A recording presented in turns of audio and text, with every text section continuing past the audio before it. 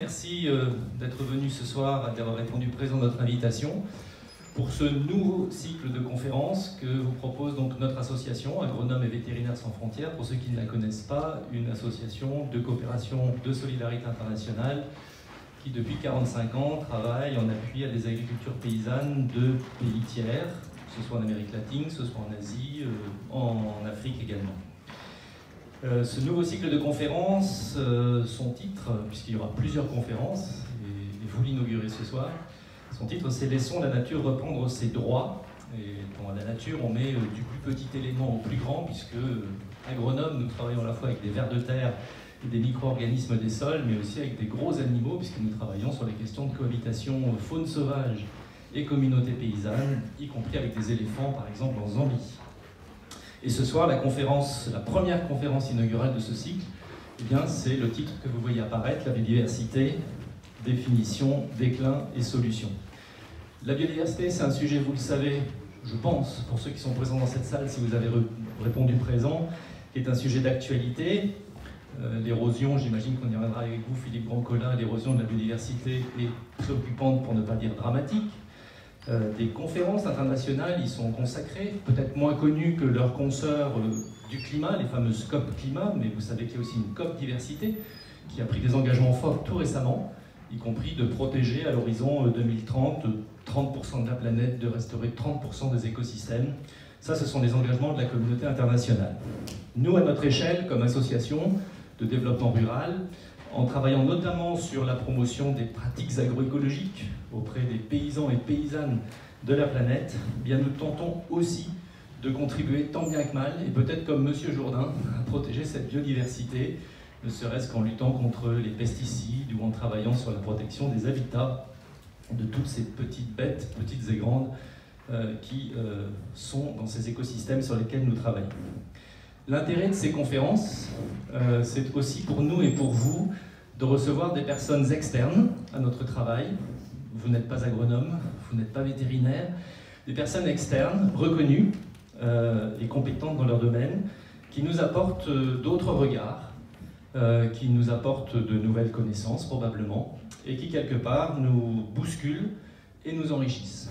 Et c'est l'objet de cette conférence de ce soir. On a le plaisir donc d'accueillir Philippe Brancola, que nous remercions d'avoir répondu présent à notre invitation. Alors pour vous présenter Philippe Brancola, très rapidement, vous êtes, alors je ne sais pas trop, entomologue, écologue, on va dire écologue, vous êtes chercheur au CNRS, vous êtes directeur de recherche, et vous avez notamment créé, fondé, vous en êtes toujours le directeur, vous ne l'êtes plus. Je ne suis plus directeur du laboratoire. Vous êtes fondateur. Voilà. Vous êtes fondateur d'un laboratoire de l'Institut de systémique évolution biodiversité, qui est une unité mixte de recherche avec le Muséum d'histoire naturelle, si je ne me trompe pas, le CNRS, voilà, vous les avez là, Pierre et Marie Curie, la Sorbonne Université, etc. Certains d'entre vous connaissent un peu peut-être aussi par un livre qui est sorti récemment. Je ne sais pas si vous l'avez lu, mais nous vous le conseillons de le lire. Le voici, Le sourire du pangolin, ou comment mesurer la puissance de la biodiversité, où vous prônez des solutions fondées sur la nature, et où vous nous dites quelque part, pour mieux protéger la biodiversité, déjà commençons à mieux la connaître et à la respecter. C'est un peu l'objectif de cette première conférence inaugurale ce soir de ce cycle, que de découvrir avec vous de quoi parle-t-on quand on parle de biodiversité, de quoi parle-t-on quand on parle du déclin de cette biodiversité, et peut-être débaucher, nous en débattrons, des solutions pour la préserver. Merci encore à vous. On se donne 30-40 minutes, comme vous le souhaitez, de conférence. Et puis ensuite, nous aurons un temps de débat entre nous, avant de vous accueillir pour un pot de l'amitié à la fin. Merci beaucoup, et je vous laisse la parole. Merci pour cette introduction. Donc, bonjour à toutes et à tous, et merci pour cette invitation. Donc effectivement, j'avais fondé ce laboratoire, qui est un laboratoire qui comprend des spécialistes de la biodiversité, beaucoup de systématiciens, des biologistes de l'évolution, des généticiens. Et après en avoir assumé la direction pendant presque 2 mandats, en fait, le CNRS m'a demandé de prendre la responsabilité adjointe d'un de ces 10 instituts, puisque vous savez, le CNRS, c'est 32 000 personnes qui travaillent sur les mathématiques, la linguistique, l'informatique, l'histoire, la biologie, etc., la physique et la biologie. Et il y a un des petits instituts qui s'appelle Écologie et Environnement, dans lequel il y a à peu près 90 structures de recherche qui rassemblent environ 7000 personnes à travers la France. Donc on est un certain nombre à assumer des charges collectives, parce que c'est évidemment un ensemble très vaste, et moi je suis en charge de tout ce qui est médiation, interdisciplinarité, et puis diplomatie environnementale. Donc on parlera un petit peu de l'IPBES, l'analogue du GIEC, et des COP, des conférences des parties, notamment celles consacrées à la biodiversité, où je représente le CNRS. Alors pourquoi parler de... Bon, effectivement, moi je suis entomologiste à la base, j'étudie l'évolution des insectes dans des forêts tropicales, dans des milieux tropicaux d'une manière générale. Et le fait d'avoir travaillé sur le terrain avec des homologues et des habitants des pays pendant une trentaine d'années m'a donné un panorama un peu inquiétant de l'état de l'environnement et de la biodiversité dans le monde. Et donc ça combiné avec les responsabilités de direction de laboratoire, notamment au muséum où il y a beaucoup de médiation scientifique, ça m'a amené finalement à vouloir en parler, à parler de manière plus générale que de mon seul sujet. Donc je commence un petit peu par une question de définition, parce que quand on parle de biodiversité dans certains cénacles, souvent le mot n'est pas très bien compris. Moi, on m'a demandé une fois sur France Inter, par exemple, pendant une émission, mais pourquoi on dit biodiversité finalement? Est-ce que les enfants savent ce que c'est que la biodiversité? Pourquoi on ne parle pas de nature? Alors bon, on peut répondre à ça que tous les termes, le langage évolue. Quand on parle aujourd'hui d'un smartphone, je ne pense pas qu'il y ait beaucoup de personnes qui s'en émeuvent. Pourquoi s'émouvoir à propos de l'usage d'un terme au sujet de l'ensemble des êtres vivants? C'est quand même quelque chose, un sujet extrêmement important. Tout simplement pourquoi? Parce que le terme nature, à l'origine, c'est un terme qui est un peu confus, que tout le monde utilise, bien sûr, qui reste d'utilisation commune. Mais il y a beaucoup d'a priori dans ce terme. Quand on parle de nature, on pense que on revient à la nature. Donc la nature, c'est originel. Et puis quand on parle de nature, généralement, c'est pour en distancier les humains. Vous connaissez sans doute peut-être les travaux de l'anthropologue Philippe Descola, qui a montré que dans les différents systèmes culturels humains, il y a des relations aux vivants qui sont très différentes. Et on est, en tant qu'occidentaux, pratiquement les seuls peuples à se distancier, à considérer que nous sommes en dehors de la nature. Puis on parle aussi du vivant, et effectivement notamment les sciences du vivant. Alors les sciences du vivant, c'est toutes celles finalement qui depuis le début du XXe siècle ont découvert le support de l'hérédité, la biologie cellulaire, enfin plein de connaissances extraordinaires qui aujourd'hui sont utilisées en permanence, y compris en médecine. Mais la plupart de ces études sont basées sur des organismes modèles qui sont étudiés au laboratoire, le zébrafiche, la drosophile, la rabeille des prés, etc. Donc un millier d'organismes dont on connaît tous les détails. Il y a des congrès qui portent sur tout ce qui concerne par exemple la mouche du vinaigre, un petit animal comme ça qui se développe en quelques semaines et qui peut donner lieu à des études de génétique formelle incroyables. Et des congrès sur la mouche du vinaigre qui rassemblent 3000 personnes. Vous voyez, plus de personnes finalement pratiquement que celles qui étudient l'ensemble de la biodiversité dans le monde. Donc les sciences du vivant, finalement, elles regardent tout ce qui est commun aux différents organismes. Et quand on étudie la mouche du vivant, comme par exemple Jules Hoffmann, on contribue à la connaissance du système immunitaire chez les humains et on obtient un prix Nobel. Mais pour autant, évidemment, on ne sait pas forcément quels sont les insectes proches parents de Drosophila melanogaster qui, dans le milieu naturel, vont avoir des rôles écologiques divers et variés. Et donc c'est pour cette raison que dans les années 80, en fait, à la suite notamment d'un congrès des académies américaines, le terme biodiversité est apparu. C'est une contraction de diversité du vivant, tout simplement. Parce que les scientifiques, en fait, ont plaidé justement pour arriver à ce que l'on considère à nouveau, non pas les points communs entre les organismes uniquement, mais également les différences. Si on ne regarde pas les différences, on est incapable de comprendre le fonctionnement de l'environnement, et puis on est incapable de faire la différence entre un pathogène et un autre, une plante cultivée et un autre, une abeille, une fleur, etc. Et c'est absolument indispensable de se focaliser plus sur la diversité que sur les points communs. Et moi, je prends toujours, quand je suis devant des publics beaucoup moins avertis que vous, je prends toujours l'exemple des 5 fruits et légumes par jour. Vous savez, cette injonction diététique qui laisserait à penser qu'on a affaire, peut-être à tout casser, à 5 espèces vivantes différentes. En réalité, si on prend en compte les milliers de bactéries qui sont dans le sol dans lequel on cultive ces légumes, les antagonistes ou les espèces qui sont les ennemis des antagonistes de ces cultures, les pollinisateurs éventuels de ces plantes, on se retrouve à peu près entre 3 à 5 000 espèces concernées. Voilà. Donc en fait, ça montre bien finalement que Le vivant, on ne peut pas le considérer dans son unicité, on est bien obligé de considérer les différences entre les organismes. Et d'autant plus que ça a été en fait fixé par une convention. Vous avez tous entendu parler du sommet de la Terre à Rio en 92, c'était la première des COP, si je puis dire, sur la biodiversité. Et donc il y avait un certain nombre de pays qui se réunissaient, qui ont écrit une convention juridique avec une définition de la diversité, que vous voyez ici, qui est assez raisonnable au plan scientifique. Donc la diversité à l'intérieur des espèces, tous les individus ne sont pas semblables au plan génétique.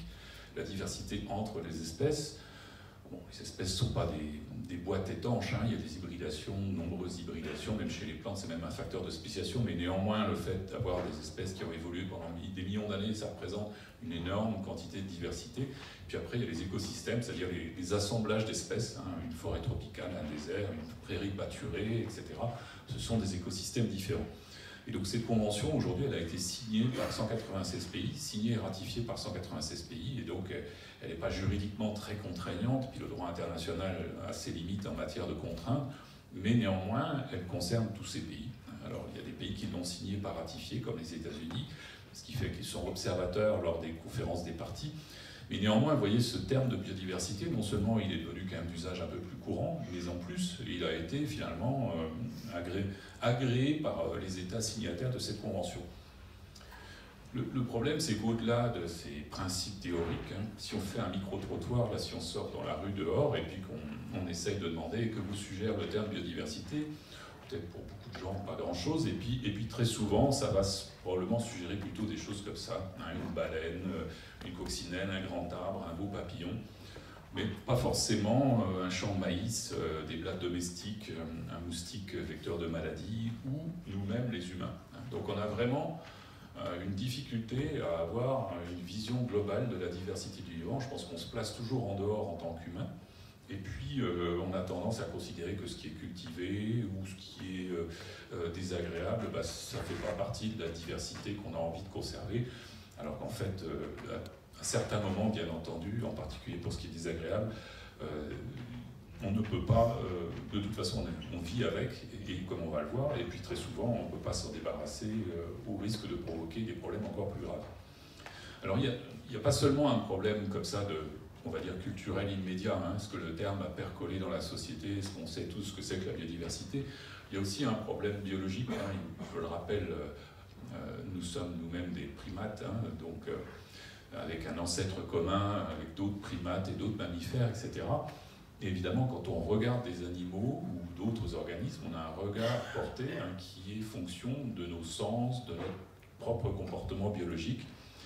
Et on a du mal à avoir, par exemple, à exprimer de l'empathie pour des organismes qui ne nous ressemblent pas. J'ai un collègue dans mon laboratoire qui avait fait une étude très intéressante. Vous voyez, il avait fait un petit test d'empathie avec des images d'organismes en difficulté.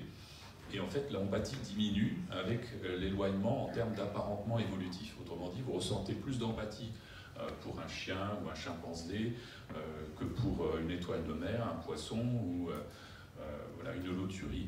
Alors, il y a des outsiders, par exemple un grand arbre. Si on voit un grand arbre qui est en train d'être coupé par des bûcherons, bon, généralement ça fait mal au cœur à beaucoup de personnes. Parce qu'il y a aussi des espèces charismatiques finalement qui, au-delà de leur apparentement avec nous, nous émeuvent particulièrement pour des raisons particulières. C'est pas si évident que ça. D'abord, bon, là ça a été quantifié comme un aspect de comportement, et les auteurs s'attachent d'ailleurs à quantifier ça aujourd'hui dans d'autres systèmes culturels, parce que derrière ça, il y a aussi des biais culturels considérables. Mais c'est pas si naïf que ça, parce qu'encore aujourd'hui, on a souvent un regard différencié sur les organismes qui nous pose problème. Si vous voyez par exemple un chalut rempli de poissons, ça vous évoque plutôt une corne d'abondance que des organismes qui souffrent atrocement. Par contre, si on vous montre un élevage industriel avec des poulets dans un état épouvantable qui se traînent par terre, ça va immédiatement vous émouvoir. Voyez, donc, voilà. Alors, est-ce que c'est uniquement parce que vous considérez que le poisson est moins sentient que le poulet? Je ne sais pas, je pense que c'est surtout un biais qu'on a dans notre regard sur le vivant. J'ai un autre collègue aussi, Franck Courchamp, qui a fait une étude très intéressante dans laquelle il a regardé en fait, à quel point on voit au quotidien des organismes charismatiques. Par exemple, le lion, l'éléphant, un guépard, une girafe. J'ai pris délibérément des illustrations qui ne sont pas zoologiques, on va dire. Et en fait, il a calculé une chose amusante, hein, c'est qu'à tous autant qu'on est, à travers les médias, quels qu'ils soient, on voit plus de lions pendant un an qu'il n'en existe dans la nature. Tout simplement parce qu'on voit le symbole d'une certaine marque de voiture, on voit une publicité pour un film de Walt Disney, etc. etc. Alors jusque-là, bon, pas de souci, au contraire, on pourrait se dire, on voit tous ces organismes, ça nous rappelle leur existence, l'intérêt qu'on doit leur porter, etc.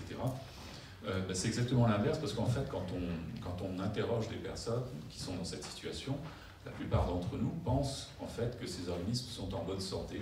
On pense que les grands mammifères africains sont dans des parcs nationaux avec des gardes, avec des systèmes, des programmes de conservation.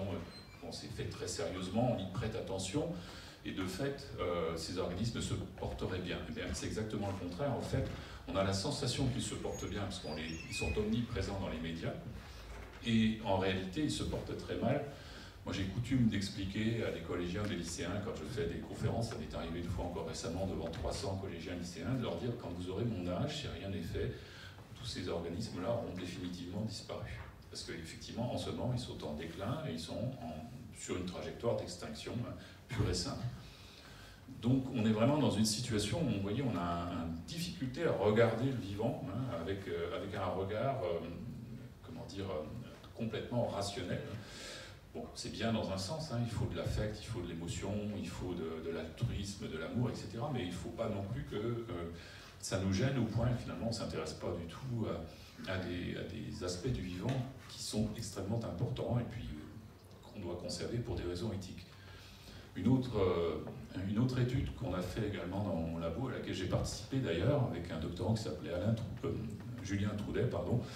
On a collecté 600 millions de données qui se trouvent sur des portails de sciences ouvertes, et on s'est rendu compte, ce qui est tout à fait classique, que les scientifiques ne sont pas plus malins que le restant de la population de ce point de vue-là.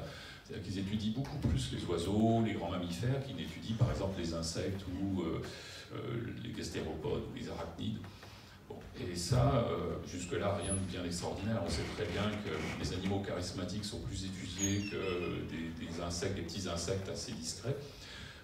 Mais on a fait une étude statistique intéressante qui nous a montré en fait que la raison de ce biais, c'est pas un biais d'empathie comme celui dont on vient de parler, qui nous concerne tous, scientifiques ou non, mais c'est un biais en fait sociétal. C'est-à-dire que pour un scientifique, c'est beaucoup plus valorisant de dire qu'on étudie le tigre du Bengale que de dire qu'on étudie les termites en forêt amazonienne, ce qui est mon cas.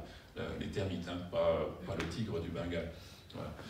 Quand je dis que j'étudie les termites ou les blattes en forêt tropicale, en règle générale, je récolte plutôt des réactions un peu étonnées, voire un peu inquiètes. Alors que si je dis que j'étudie le tigre ou la girafe, là, on va me prendre pour un explorateur patenté qui a donc droit de citer sur des chaînes culturelles. Donc les scientifiques ont exactement le même biais, ils partagent le même biais que le restant de la société pour des raisons sociétales, tout simplement. C'est beaucoup plus facile d'obtenir des financements de recherche pour exactement la même thématique sur un grand mammifère que sur un petit insecte. Et malgré cela, vous voyez, j'ai pris un exemple pour vous montrer que malgré cela, cette taupe que vous voyez ici, la taupe d'Aquitaine, elle a été décrite par des collègues de mon labo il y a quelques années. Parce que les taupes, à chaque fois qu'un jardinier voit des taupinières dans sa pelouse ou dans son jardin, il est furieux et puis il fait tout ce qu'il peut pour s'en débarrasser. Et tout le monde pensait que les taupes d'Europe, une espèce particulière, parce qu'il y a pas mal d'espèces de taupes dans la zone eurasienne, c'était une seule et même espèce. Et il y a quelques années, les collègues se sont rendus compte que quand on allait dans le sud-ouest de la France, beaucoup de choses changeaient. La morphologie externe, la forme des yeux, les yeux sont presque aveugles, la taupe d'Aquitaine, les dents, le génome, et en analysant cette espèce, ils se sont rendus compte en fait que vraisemblablement, en fait, sa différenciation par rapport à la taupe d'Europe s'est faite il y a 2 millions d'années. Elles sont tellement différenciées qu'elles ne portent même pas les mêmes hantavirus, parce que les taupes sont des réservoirs à hantavirus. Donc vous voyez que même des petits vertébrés, même des petits mammifères en France métropolitaine ne sont pas correctement connus. Donc vous imaginez des insectes ou des petites plantes dans des pays tropicaux extraordinairement riches.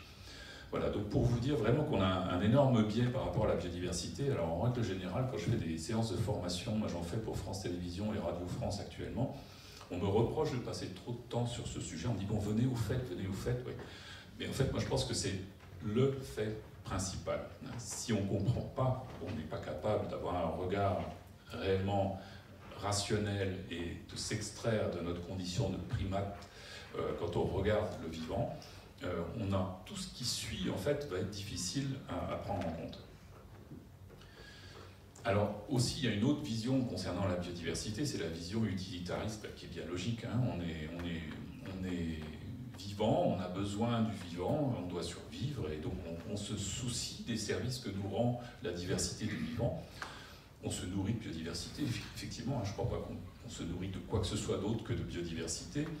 Nous sommes nous-mêmes de la biodiversité. Il y a très peu de gens, finalement, aujourd'hui encore, qui savent, on en parle un peu plus dans les médias, mais qui entendent parler des microbiomes, hein, donc du fait que nous avons en notre sein énormément de micro-organismes qui sont indispensables. Quand on parle de microbes, en règle générale, on pense que ce sont des pathogènes, hein, et qu'il faut s'en débarrasser.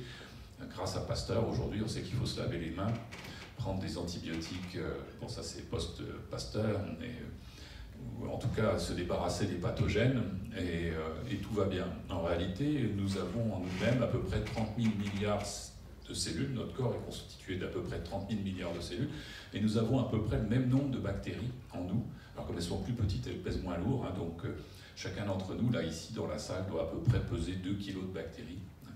Pas seulement, hein, il y a d'autres organismes, des levures, des tas d'autres petits organismes, des champignons microscopiques.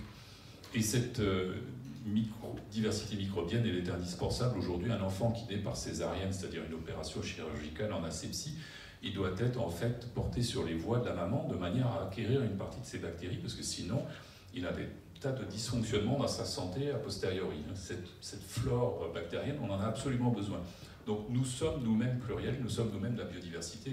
On n'est pas une espèce humaine, on est une espèce dans laquelle il y a beaucoup de micro-organismes dont on a absolument besoin. Et puis enfin, un troisième service, mais je vais revenir un petit peu là-dessus. Quand on parle de biodiversité, on pense qu'on ne parle pas climat. Et en règle générale, quand on parle biodiversité et climat, on pense rôle négatif du dérèglement climatique sur la biodiversité.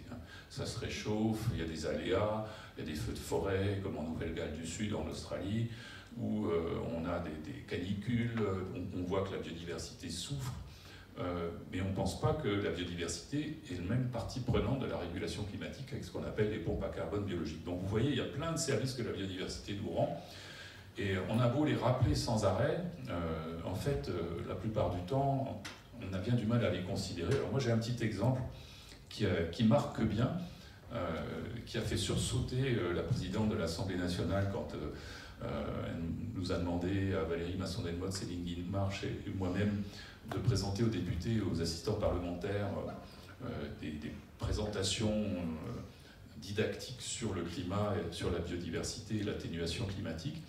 J'ai un petit exemple qui marque bien, parce que quand on pense, vous voyez, ces grands services, les plantes cultivées, l'élevage, la santé, le climat, c'est très général, hein, et on ne comprend pas derrière ça. On a l'impression que toutes les espèces sont un peu interchangeables, hein, et que finalement, bon, si on ne se nourrit pas d'une espèce, on va se nourrir d'une autre. Si une espèce ne capte pas du carbone, une autre peut le faire. Mais on se rend compte très souvent qu'en fait, derrière l'infinie diversité des espèces, il y en a plein qui ont des rôles spécifiques et qu'on ne peut pas tellement remplacer. C'est bien là le problème du déclin, au-delà du problème éthique. Par exemple, les guêpes, en règle générale, quand on parle des guêpes aux personnes, elles râlent parce que les guêpes sont des voleuses de jambon dans les pique-niques, viennent nous ennuyer quand nous déjeunons dehors, etc. En réalité, les guêpes sont des nettoyeuses, c'est pour ça qu'elles veulent nettoyer nos pique-niques. Hein. Sont des pollinisatrices. S'il n'y avait pas de guêpes, il y aurait plein de petits cadavres de mammifères qui traîneraient un peu partout, parce qu'elles viennent souvent les dépecer. Et puis on s'est aperçu en 2012 seulement que les levures, les fameuses levures qui permettent la fermentation alcoolique du raisin, donc quand on presse des grains de raisin, dans le mou, il y a des champignons microscopiques qui sont à la surface des grains et qui permettent la fermentation du sucre en alcool. Ben, ces levures, on se demandait où est-ce qu'elles étaient pendant l'hiver, hein, puisque pendant l'hiver, il n'y a pas de raisin sur les ceps de vigne, évidemment. Et en fait, on a trouvé récemment que pendant l'hiver, elles sont dans le tube digestif de polis, de guêpes polis et de frelons locaux, hein, en Europe. Donc en fait, on s'est rendu compte que s'il n'y avait pas ces organismes qui gardaient les levures dans leur tube digestif, notamment les femelles, hein, fondatrices qui hivernent et puis qui font refonder des colonies au printemps, ben les levures ne se trouveraient pas après sur les grains de raisin, et elles se trouvent sur les grains de raisin parce que les guêpes et les frelons viennent les mordiller. Vous avez sans doute déjà vu, hein, sur une grappe de raisin, des guêpes qui viennent user leurs mandibules pour essayer d'attraper du jus. Donc en fait, pas de guêpes, pas de levure, pas de vin. Voilà. Alors évidemment, c'est un peu un raccourci exagéré parce qu'aujourd'hui, il y a des méthodes de viticulture très élaborées dans lesquelles on stérilise les moûts, on les re-ensemence de manière à avoir des produits stéréotypés.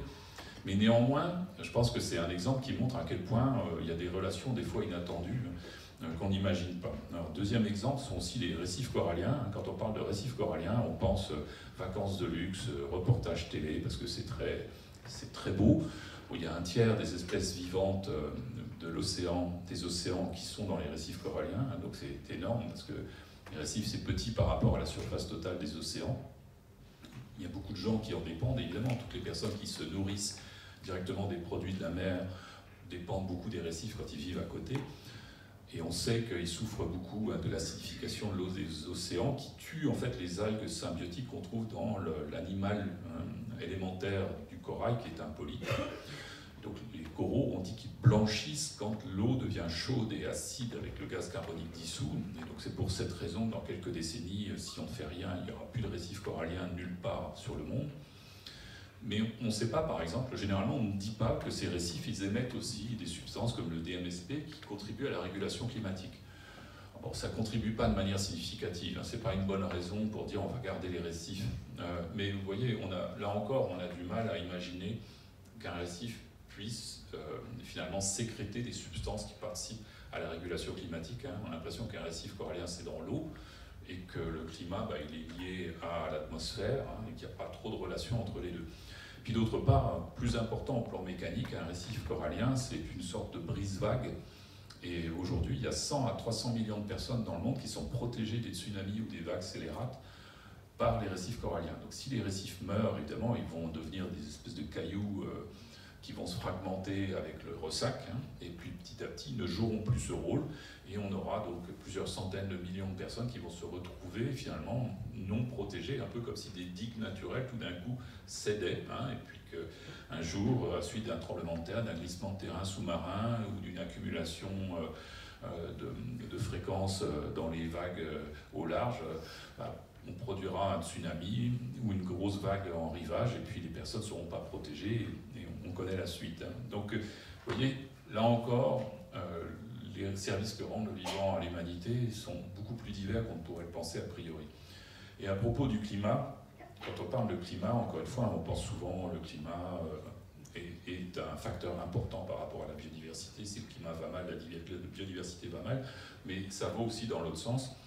Trois endroits principaux où il y a beaucoup de carbone de stocké, c'est le sol, parce que le sol, en fait, contrairement à ce qu'on pense, c'est pas du tout minéral, vous le savez bien en tant qu'agronome. Dedans, il y a énormément de vivants, de matière organique, et la manière dont la matière organique finalement est disponible, est stockée localement et disponible sous une forme adéquate, dépend énormément du vivant. Bien sûr, tout ce qui est vivant à la surface du globe, le carbone c'est un constituant principal des protéines, donc, à commencer par la végétation qui représente la plus grosse masse vivante à la surface du globe, puis les océans où il y a tout le plancton, avec la photosynthèse d'une partie du plancton qui finalement capte du carbone, et puis au fur et à mesure de la mort de ces organismes, en fait, ça tombe au fond des océans où c'est stocké pendant un certain temps. Donc en fait, ces captations de carbone sont vraiment absolument considérables, mais il y a aussi des relâchages par le vivant de gaz à effet de serre. Je vous ai mis à côté une petite capture du dernier rapport du Haut Conseil pour le climat, où on voit qu'il y a des émissions, par exemple de méthane, qui sont liées au vivant, et notamment à l'élevage. Alors bien sûr, il y a une partie qui est purement mécanique, si on a des camions pour transporter des bestiaux, mais il y a aussi une partie qui est biologique, on le sait bien, les vaches, la fermentation, la rumination des vaches produit du méthane, puis il y a aussi des productions de méthane qui sont spontanées, y compris dans des organismes sauvages.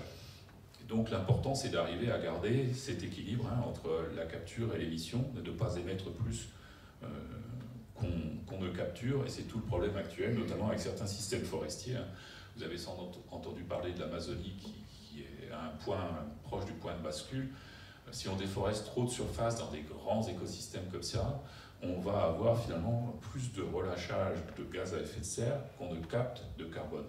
Et c'est tout le problème de ces écosystèmes qui sont finalement des écosystèmes en équilibre locaux, qui génèrent eux-mêmes quelque part leur propre climat, leur propre précipitation. Si on en coupe trop, on savanise, on perd la précipitation, et puis là, pour le coup, on relâche des éléments dans l'atmosphère qui sont des éléments qui provoquent un effet de serre. Donc là encore, vous voyez, le climat, c'est pas seulement une question de gaz, hein, c'est aussi une question de vivant et de relation avec l'atmosphère. Donc il y a 3 dimensions sur la biodiversité. Je vous disais que la biodiversité, on a des problèmes de perception, mais ce qui est intéressant, c'est de revenir un peu sur l'histoire de cette perception, parce qu'aujourd'hui, on a l'impression de tout savoir, tout comprendre, avec les sciences modernes, les moyens extraordinaires dont on dispose en matière d'investigation. Hein. Mais il faut se rendre compte qu'au plan culturel, finalement, il y a plein d'éléments qu'on ne connaît pas avant la fin du 19e siècle. Si on parle des microbes, la génération spontanée, ça a été encore à la mode début 20e, et c'était plutôt les évolutionnistes qui étaient du côté de la génération spontanée, parce qu'ils pensaient que voilà, c'était plus compatible avec l'évolution du vivant, et Pasteur, lui, était créationniste. Hein, donc vous voyez, on n'est pas toujours prophète dans tous les domaines. Et donc, finalement, jusqu'à fin 19e, début 20e, les microbes, on ne les connaissait pas, tout simplement parce qu'il n'y avait pas de méthode d'investigation microscopique suffisante, pas de méthode d'étude moléculaire. L'évolution, de la même manière, hein, on connaît tous Lamarck, Darwin, etc. Il y avait des conceptions qui étaient intéressantes à partir des ouvrages, surtout de Darwin. Puis à partir du moment où on a découvert le support de l'hérédité au début du XXe siècle, donc très récemment, on a compris la manière dont ça pouvait effectivement fonctionner avec le concept de sélection naturelle. Mais là encore, hein, si on parle d'évolution, si on pouvait prendre une machine à remonter le temps et parler à certains de nos ancêtres du concept d'évolution biologique vers le milieu du 19e siècle, c'est-à-dire moi, mon arrière-grand-père par exemple, je pense que on serait tout simplement pris pour un fou, quoi. Voilà. Donc vous voyez, c'est encore un autre aspect de la biodiversité, finalement, qui est relativement récent. Et puis le dernier aspect, c'est l'interaction. On connaît tous, et depuis très longtemps, même dans l'Antiquité, il y avait une naturaliste qui parlait des interactions entre les espèces. Là, je vous ai mis l'inévitable petite photo d'abeille qui est en train de butiner. Vous voyez là les pelotes de pollen déjà sur les pâtes ici qu'elle a récoltées sur d'autres fleurs, hein, dans les corbeilles à pollen. Ça, c'est une interaction que tout le monde connaît. Bon, c'est pas très difficile de la connaître puisqu'il y a 50 000 abeilles dans une ruche d'abeilles domestiques et elles passent des heures chaque jour à butiner à très longue distance. Donc, c'est pas un phénomène qui est très discret. Mais en fait, les interactions entre espèces, leur étude systématique dans le cadre de l'écologie, c'est très récent. Le terme d'écosystème, ça date de 1935. Donc là encore, moi, mon grand-père, on n'aurait eu aucun moyen, même en faisant des études supérieures, ce n'était pas son cas, de connaître le terme d'écosystème. Il n'existait pas. Donc vous voyez, tous ces aspects, finalement, on a l'impression qu'ils ont toujours existé, que c'est classique, c'est banal. Non, en fait, il y a quelques générations de distance, l'humanité n'avait aucune idée de ces notions-là. Donc c'est vraiment des éléments qui sont difficiles aujourd'hui à faire prendre en compte. Quand on parle d'évolution biologique, on en reparlera, par exemple, la plupart du temps, dans l'esprit commun, ça fait référence à des phénomènes comme les grands organismes qui ont aujourd'hui disparu, qui ont évolué, qui sont diversifiés, comme les dinosaures ou les hommes préhistoriques. Ça ne fait pas référence à un phénomène qui se passe à chaque génération, tout simplement du fait de la reproduction sexuée, par exemple. Alors, il y a un autre élément aussi qu'il faut prendre en compte à propos de la biodiversité, c'est les ordres de grandeur. Je vous en ai parlé un petit peu tout à l'heure. Déjà, elle est beaucoup plus vaste qu'on ne le pense. Quand on dit biodiversité, on pense écosystèmes tropicaux, etc. Même en France, on a 40 000 espèces d'insectes en métropole. Je ne parle pas des départements d'outre-mer. 40 000 espèces d'insectes, il y a plus de 5 000 pollinisateurs en France. Donc pas seulement les abeilles domestiques, évidemment. 6 000 espèces de plantes, 1 500 espèces de vertébrés. Vous voyez, on est quand même, c'est déjà beaucoup. Et malheureusement, en fait, le problème, en fait, c'est que les populations humaines, et bien avant d'atteindre le chiffre des 8 milliards, qui est à peu près celui d'aujourd'hui, en fait, ont énormément marqué par leur empreinte le globe terrestre. Et en fait, aujourd'hui, vous voyez, on vit dans un monde d'animaux domestiques. Depuis les années 80, les bovins, c'est à peu près 2 fois la masse des humains sur Terre, et c'est plus de 15 fois la masse des mammifères sauvages. C'est considérable. Aujourd'hui, on ne vit plus dans un monde de mammifères sauvages, on vit dans un monde de bovins, et puis après, il y a bien sûr en plus les autres animaux domestiques qui sont très abondants également. Alors il y a d'autres animaux qui pèsent pas mal aussi, comme les fourmis par exemple, qui sont plus discrets tout simplement parce qu'ils ont de petite taille et qu'on ne les voit pas autant. Mais c'est pour dire vraiment qu'on a déjà modifié de manière extraordinaire la biosphère. Puis il y a d'autres éléments qui ne sont pas très rassurants non plus. Aujourd'hui, le plastique à la surface de la Terre, c'est autant que toute la biomasse animale. Et donc quand on parle de pollution plastique, ça donne un ordre de grandeur. C'est pas étonnant qu'on en trouve partout sous forme de microparticules, parce qu'il y en a une quantité absolument phénoménale. Et puis nos bâtiments et nos constructions, en fait, dépassent la biomasse végétale, hein, qui est de très loin supérieure à la biomasse animale. Donc là aussi, tous nos bâtiments, toutes nos infrastructures dans le monde pèsent plus lourd que toutes les forêts du monde. Vous voyez, c'est que tous les milieux herbacés du monde. C'est absolument colossal. Donc quand on parle de pollution, quand on parle de rapport de force entre telle ou telle activité, il faut avoir ces chiffres-là présents à l'esprit. Et précisément quand on parle de déclin.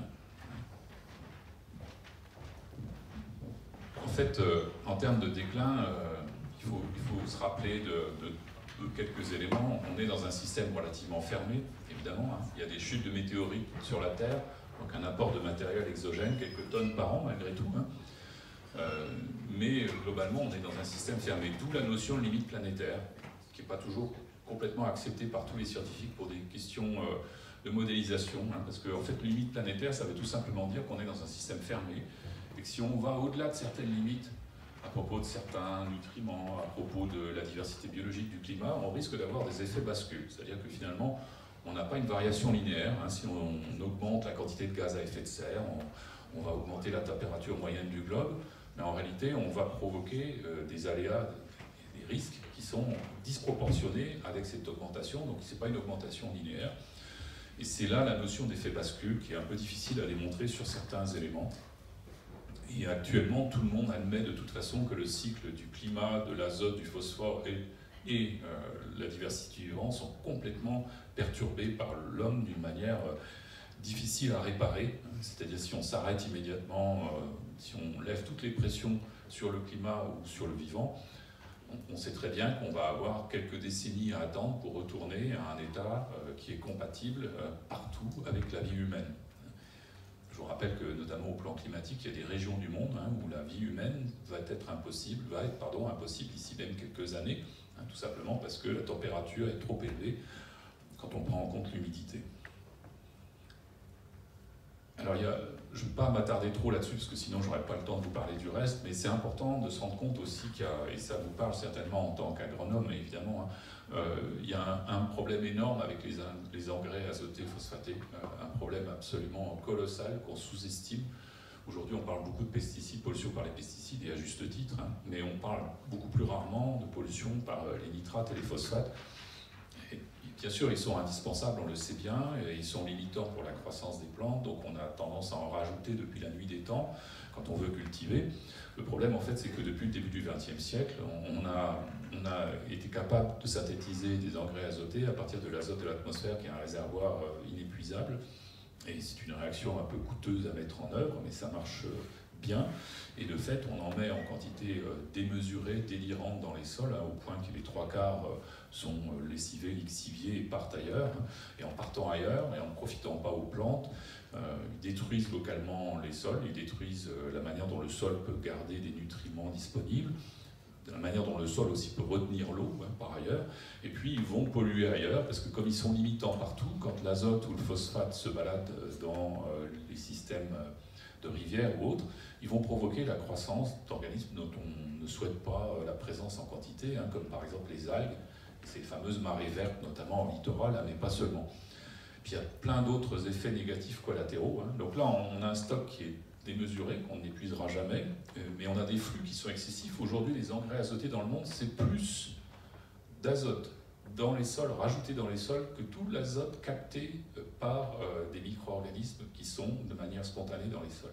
Donc vous imaginez, quoi, quand vous savez que dans une cuillère à café de terre, y compris là dehors dans la pelouse, vous avez quelques millions de bactéries appartenant à probablement entre 1000 à 2000 espèces dans un endroit comme ça, là, et qu'il y en a beaucoup qui sont capables de capter de l'azote.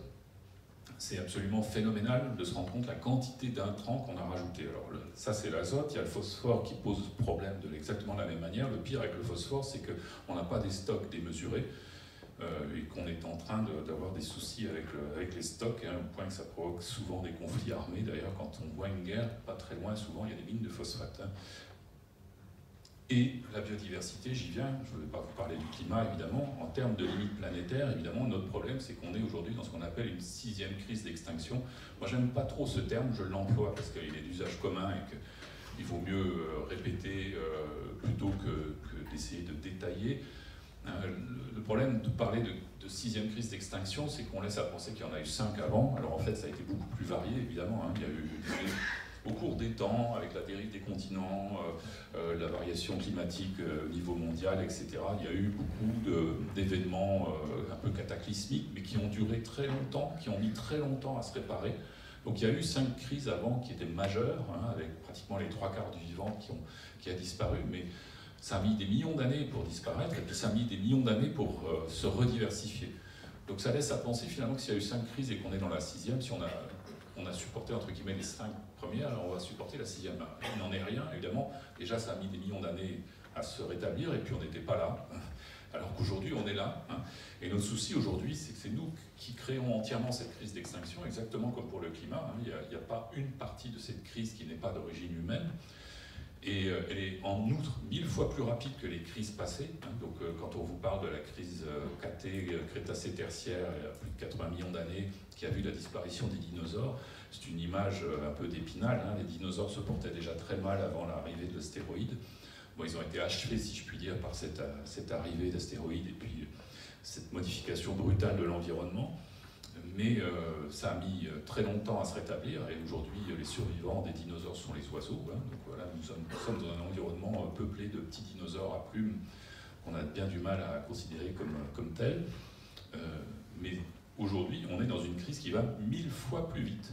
Donc tout notre problème est là. Alors il y a eu des diagnostics synthétiques qui ont été faits à partir de milliers de publications qui ont été écrites sur le sujet, et notamment ceux produits par la plateforme internationale de l'IPBES, qui est exactement l'équivalent du GIEC, c'est-à-dire c'est un endroit où des scientifiques de toutes sortes sont enrôlés pour participer à des travaux collectifs d'évaluation et de synthèse à partir de la littérature scientifique.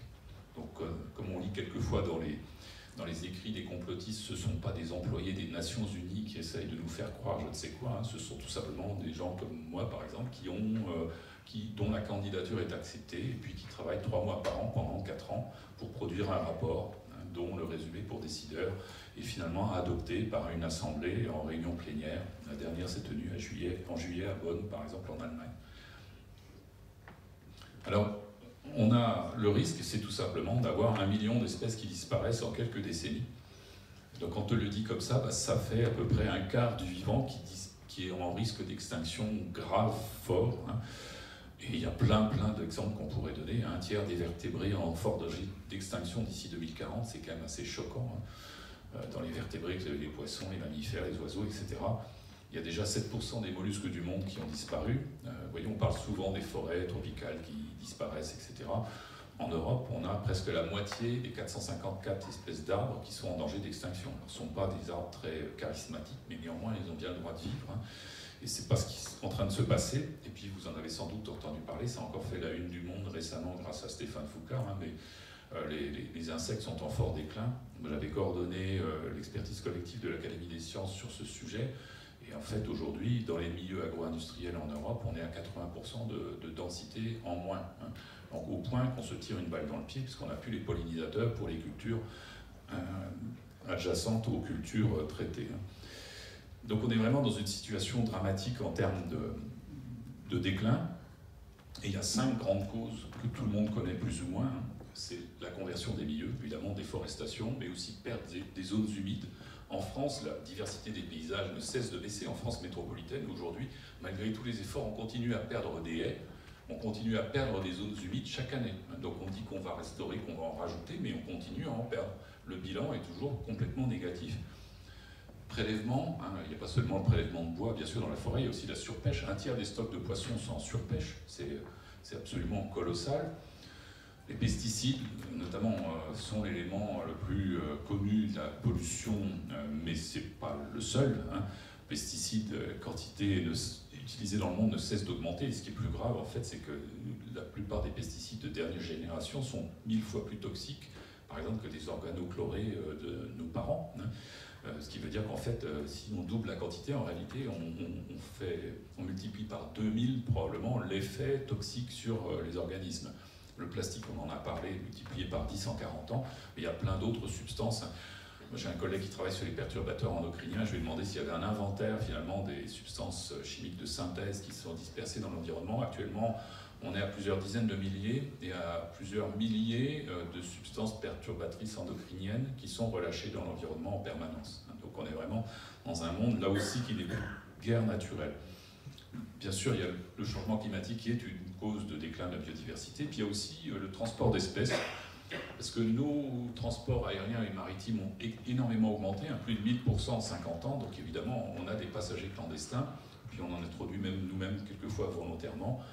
Et donc là aussi, certaines de ces espèces posent souci. Ce n'est pas la peur du vivant, c'est tout simplement qu'il y a certaines espèces, quand on les dépose à 5000 km de là dans un autre écosystème, elles provoquent des désordres considérables.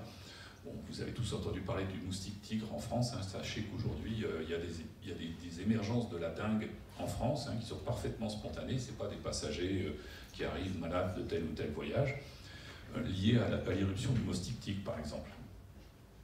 Donc je ne vais pas m'attarder sur chacune de ces causes. Vous savez tous que le bilan de la déforestation, par exemple, est colossal. On a déjà perdu 200 millions d'hectares de forêt naturelle en 40 ans, c'est absolument phénoménal. Vous savez bien que, et ça ne se limite pas, là encore, à l'Amazonie. La photo que j'ai prise, cette petite carte-là où les points verts, c'est de la forêt, c'est en Afrique de l'Ouest. Très souvent, la déforestation, ce n'est pas table rase, c'est un patchwork. Patchwork infâme dans lequel les populations d'organismes sont en mauvais état parce qu'elles n'ont plus cette continuité d'écosystème qui leur est nécessaire. Puis dans ce patchwork infâme, il y a souvent des populations pionnières humaines qui se trouvent au contact avec les organismes forestiers, d'où beaucoup de problèmes de santé qui apparaissent. Et évidemment, il y a aussi de la déforestation qui n'est pas seulement liée au fait qu'on a besoin de milieux supplémentaires de culture. Il y a de la déforestation qui est tout simplement à la spéculation, à l'extraction du bois. Et puis il y a des fameuses déforestations importées. Voilà. Aujourd'hui, on se gargarise du fait que l'Europe a pris des résolutions importantes en matière de limitation de la déforestation importée. Puis pendant ce temps-là, l'Europe a réautorisé les farines animales. Parce que si on a pu les protéines du soja, on est obligé d'en trouver ailleurs, et donc avec des limites d'espèces, mais qui sont relativement peu opérantes probablement. Donc on est toujours dans le même mode de développement industriel, et tant qu'on n'a pas opéré ce changement transformateur, pour diminuer notamment la viande d'élevage, on court toujours au même problème. L'extraction, je vous disais donc, extraction de bois, pêche sur pêche sont les exemples les plus connus, mais on pense rarement au trafic d'animaux. Le trafic d'animaux, c'est absolument colossal. Ce n'est pas quelques guépards ou quelques serpents exotiques ici ou là, chez des animaliers pas très scrupuleux.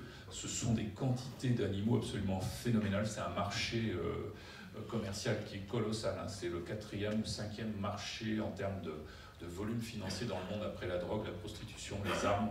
C'est absolument phénoménal. Donc ça aussi, c'est quelque chose d'assez fou. Et c'est là aussi lié à nos biais cognitifs. Pourquoi s'intéresser? Pourquoi avoir un guépard comme animal domestique à la maison? Pourquoi élever des serpents dans un terrarium? Voilà. Il y a derrière ça une perception du vivant qui est très particulière. Les pollutions croissantes, je vous disais, vous voyez, 40 000 molécules de synthèse nouvelles, 6 000 fréquentes. C'est phénoménal. Aujourd'hui, quand on veut mettre une molécule sur le marché, même si une molécule qu'on va mettre dans le milieu naturel, pas forcément une molécule qu'on garde dans un environnement urbain, on n'a pas finalement à faire beaucoup d'efforts. Par contre, un scientifique, quand il doit montrer que cette molécule est un perturbateur endocrinien, ça lui demande un travail de fou. Et il est sans arrêt en train de courir derrière la chimie de synthèse pour arriver à prouver que c'était raisonnable. Évidemment, la partie est perdue d'avance. Les coûts induits en Europe par les perturbateurs endocriniens, c'est à peu près 1% du PIB. Vous imaginez, quoi. Ce sont des chiffres qui défient la raison. Alors les espèces exotiques envahissantes, là aussi, c'est 5% du PIB mondial. Parce qu'évidemment, ça porte tort très souvent aux cultures, ça porte tort à la santé humaine, ça porte tort au milieu naturel. Rappelez-vous les lapins en Australie. Mais il y a plein, on pourrait multiplier les exemples. Le très sympathique ragondin, réservoir de la leptospirose en France, dont on n'arrive pas à se débarrasser. Voilà. Un exemple parmi d'autres, le moustique tigre, bien sûr. puis, on parlait du changement climatique. Il y a bien sûr des disparitions d'écosystèmes, il y a des événements extrêmes comme les feux. Quand une forêt brûle, évidemment, tout ce qui est vivant dedans disparaît, momentanément, localement. Mais il y a aussi des choses plus fines, des dysfonctionnements. Par exemple, les bourdons, qui sont des pollinisateurs de légumineuses chez nous ou de tomates. Ils disparaissent pour toutes sortes de raisons. Ils disparaissent parce que le glyphosate est un antibiostatique et qu'il tue leur microbiome. Ils disparaissent parce que le climat s'assèche à certains moments, avec des canicules estivales, comme cette année par exemple. Ils disparaissent aussi parce que les habitats dans lesquels les nids se trouvent disparaissent. Donc vous voyez, le climat, c'est pas seulement des incendies ou des coraux qui disparaissent, c'est aussi quelquefois des espèces assez discrètes qui disparaissent d'eux-mêmes. Alors une petite comparaison entre la Terre versus les océans, parce que là on pourrait penser que chaque compartiment a ses problèmes et ses avantages, alors qu'en fait c'est pas si simple. Tout ce qu'on fait sur Terre finit dans les océans pratiquement. On parlait des engrais tout à l'heure. Tout ce qu'on fait également en termes de prélèvement, c'est pour le ramener sur Terre et ça pose problème. Et donc on est dans une situation où finalement les océans sont inévitablement, inextricablement liés aux terrestres et aux humains qui sont terrestres. Et puis on a tendance à penser l'océan comme démesuré. Quand on pense à ces étendues gigantesques, à ces profondeurs abyssales, ça fait une poubelle super XXL dans laquelle on a déversé depuis des années n'importe quoi, n'importe comment, des fûts toxiques, des fûts de déchets radioactifs, en pensant que ça va se diluer. Et aujourd'hui, on se rend compte que ça ne se dilue plus tellement on en a mis. Vous connaissez tous les océans de plastique qui se trouvent à certains endroits. Voilà, ça ne se dilue plus. On en a tellement mis aujourd'hui que l'océan est sale. Alors, il y a une activité humaine qui est très impactante également, c'est l'élevage. J'en ai parlé un tout petit peu tout à l'heure, l'élevage industriel, bien sûr. C'est un moteur de conversion des milieux, puisque pour élever de manière industrielle, on doit apporter des aliments, il faut les cultiver ailleurs, donc déforester pour cultiver ces aliments. Et aujourd'hui, on n'élève pas pour nourrir le monde, on élève pour satisfaire des consommateurs des pays riches qui mangent trop de viande et qui en meurent. Voilà. Donc on est dans une situation aujourd'hui où la production animale a été multipliée par 6 en 50 ans, et bien évidemment, ce n'est pas pour nourrir la plupart, les 3/4 des 8 milliards d'habitants qui se trouvent dans le monde, qui mangent relativement peu de viande finalement. Donc on est dans une situation assez terrible, d'autant plus qu'il y a un effet pervers de ces élevages, c'est qu'on met en promiscuité des animaux qui sont sélectionnés pour leur vitesse de croissance. Moi j'ai un professeur en cytogénomique dans mon laboratoire qui a été recruté il y a quelques années, c'était le responsable de la plateforme de génotypage du poulet à l'INRAE, et il m'expliquait les investissements colossaux qu'on met actuellement sur l'élevage du poulet. On sélectionne des animaux qui sont capables d'être mangeables au bout de 3 semaines, vous imaginez. Donc ces pauvres bêtes, au bout de 3 semaines, elles sont incapables de se tenir debout, et dès qu'il y a un virus qui rentre dans le système, elles meurent parce que leur système immunitaire est totalement dépourvu de ressources, puisqu'elles sont sélectionnées de manière que toutes les ressources du corps aillent à la croissance. Donc c'est ce qui se passe aujourd'hui. En France, il y a 20 millions de volailles qui ont été euthanasiées à cause de la grippe aviaire, un peu plus de 40 millions en Europe, encore bien plus aux États-Unis, en Chine, je ne sais pas. Il y a des endroits en France, vous avez peut-être vu des images qui sont assez délirantes, où on a mis des grandes bâches sur quelques centaines de mètres carrés, avec des bulldozers, des personnes en combinaison protectrice, et puis on pousse des tonnes de volailles mortes dans ces fosses, et on les laisse là un moment, parce qu'on ne sait plus quoi en faire, tellement il y en a. Évidemment, on ne peut pas les laisser là, parce qu'on ne peut pas laisser des tonnes de viande qui vont pourrir et qui vont polluer les nappes phréatiques. Mais parce que, tout simplement, en fait, ces élevages sélectionnent pour la virulence des agents pathogènes. La grippe aviaire, elle est toujours existée chez les oiseaux. Quand elle rentre dans un élevage comme ça, évidemment, le plus proche voisin du poulet, il est à 5 cm. Et donc, même si le virus est capable de tuer très rapidement un poulet, dans la nature, ça s'arrêterait très vite, à part dans une colonie d'oiseaux, et encore. Dans un élevage, ça peut continuer ad libitum, puisque le virus tue un poulet en quelques jours, c'est pas grave, l'autre suivant à tuer, il est à quelques centimètres. Donc on a sélectionné pour la virulence de la grippe aviaire, à tel point aujourd'hui que maintenant elle est retournée dans le milieu naturel, et elle tue des colonies d'oiseaux. Vous avez sans doute entendu parler, les chiffres, c'est assez affolant. Actuellement, il y a des oiseaux coloniaux dans le monde qui sont morts par milliers, parce qu'ils ont réattrapé cette grippe aviaire particulièrement virulente qu'on a sélectionnée dans les élevages de poulets. Et aujourd'hui, encore plus grave, cette grippe aviaire virulente, elle se transmet aux mammifères marins. Donc il y a des colonies également de centaines de mammifères marins qui sont morts de grippe aviaire. Il y a un élevage de visons en Espagne qui a été colonisé également par la grippe aviaire. Il y a d'ailleurs un Espagnol qui a attrapé cette grippe aviaire, apparemment sans gravité, heureusement pour lui, hein, parce que la moitié des personnes qui ont attrapé certaines des souches virulentes de grippe aviaire actuellement dans le monde sont mortes.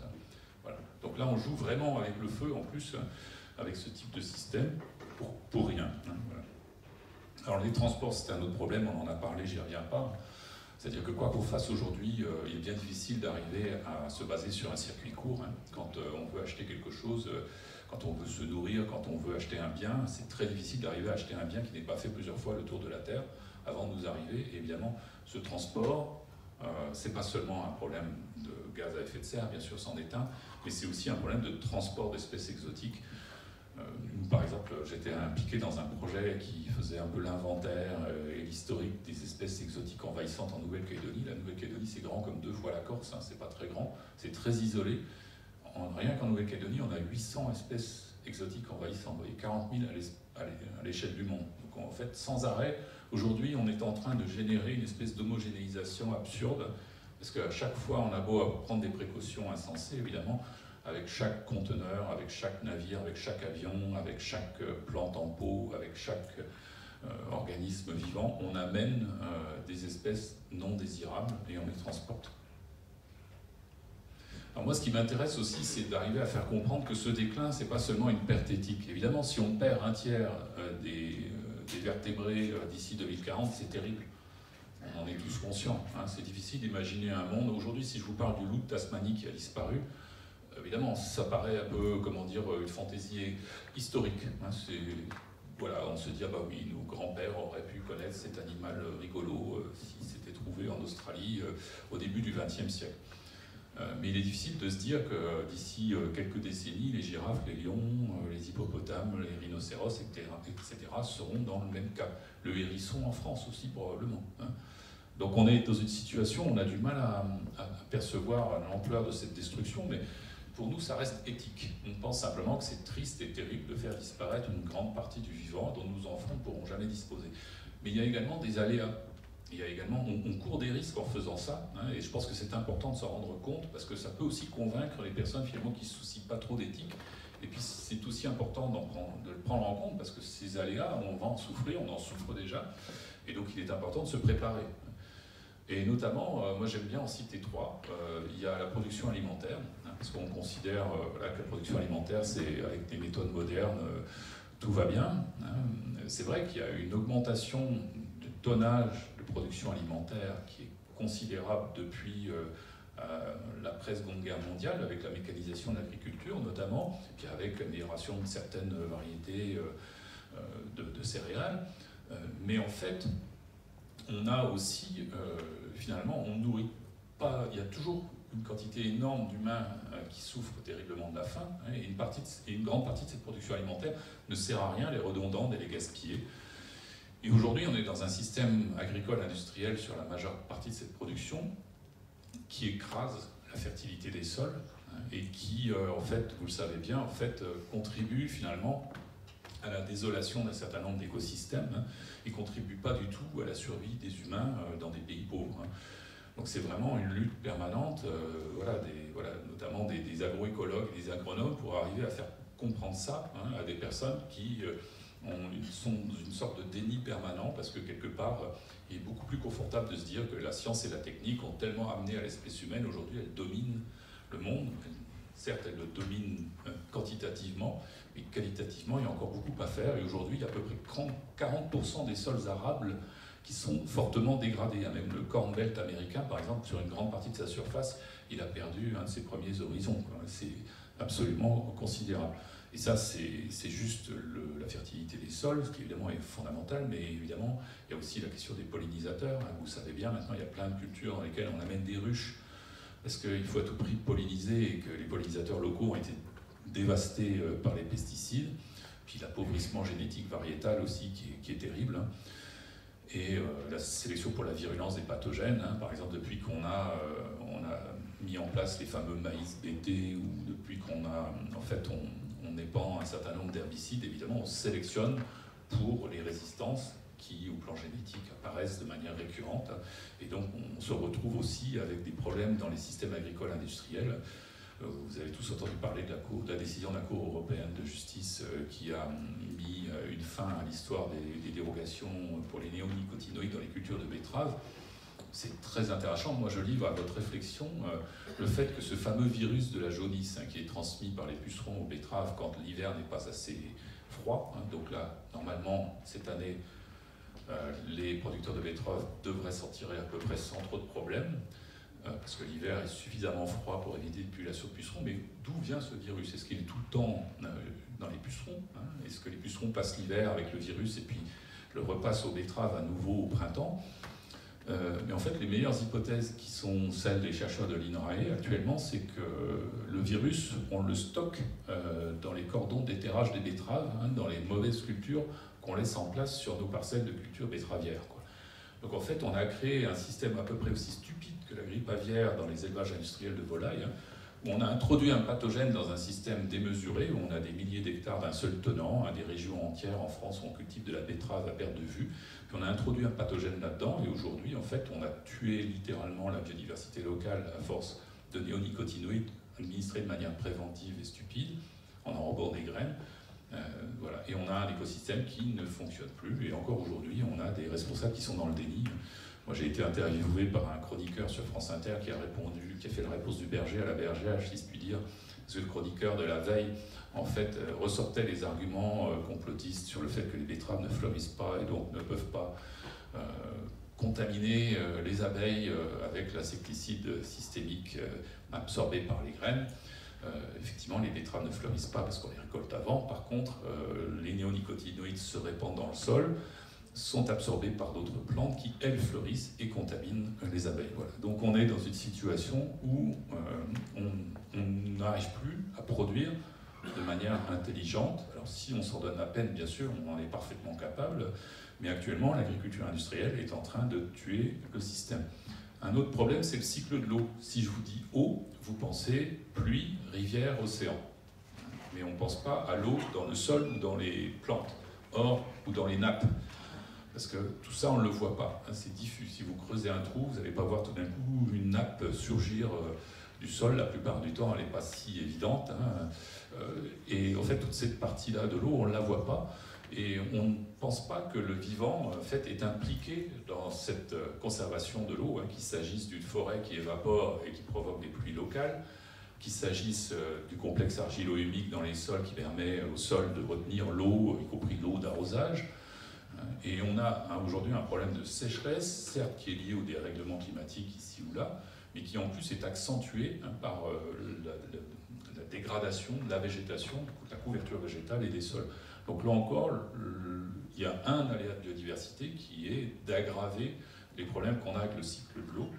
Et ce n'est pas le moindre, hein, étant donné qu'il y a un quart et bientôt 2/3 des humains qui sont sous stress en eau dans le monde. Et puis je vais terminer ce panorama passablement stressant par la question de la santé. En fait, depuis à peu près 1950, je crois qu'on en est à 300 pics épidémiques ou de maladies émergentes. Tout simplement parce que quand on détruit les écosystèmes, qu'on les morcelle et qu'on met des populations humaines au milieu, on augmente la surface d'échange entre les deux de manière considérable. Donc ça peut être le virus Ebola en Afrique, ça peut être le sida qui est probablement apparu, un des deux virus HIV probablement apparu dans les années 30 en Afrique, hein, et resté localement présent à bas bruit. Ça peut être le premier SRAS, ça peut être le MERS, ça peut être le virus dont le nom m'échappe, qu'on trouve dans les chauves-souris, le virus Nipah en Asie du Sud-Est.